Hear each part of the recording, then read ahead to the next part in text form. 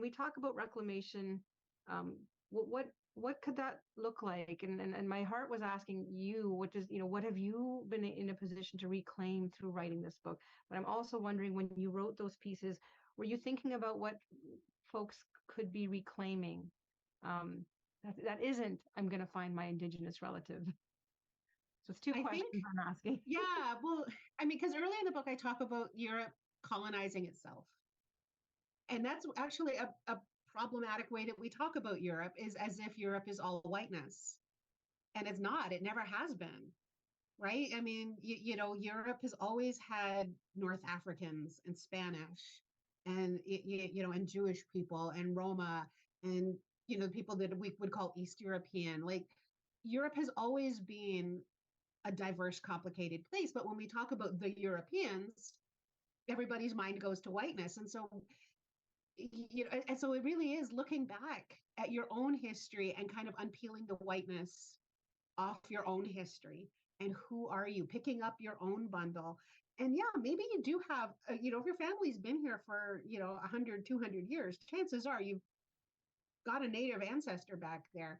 But that does, you don't have to take that on as your entire personality. You can find other ways to honor it. I've got a great grandfather who's Irish.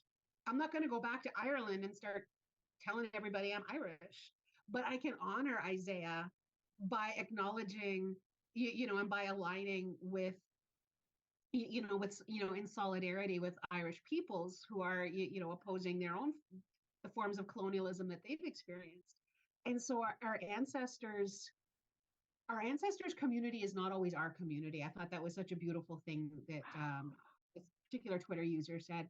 But we can be in solidarity with each other. And am I really going to disrespect my German grandmother by pretending she doesn't matter? That I'm only Ojibwe? Am I really going to disrespect her in that way? She raised me, she loved me, she cared for me. My grandfather too. Am I really going to disrespect them like that? That's so wrong. And so we hold together these complicated threads of who we are. And then we can build honest relationships with each other. And we can look past, yeah, maybe there are legacies of harm in our families. What can we do to transform that?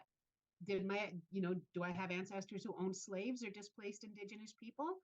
I can make my work making sure that that's not still happening. I can undo the harms that they've done. Isn't that hopeful and transformative, rather than pretending it didn't happen? Absolutely, absolutely. And just I think about the healing that's made possible from that place that you're naming.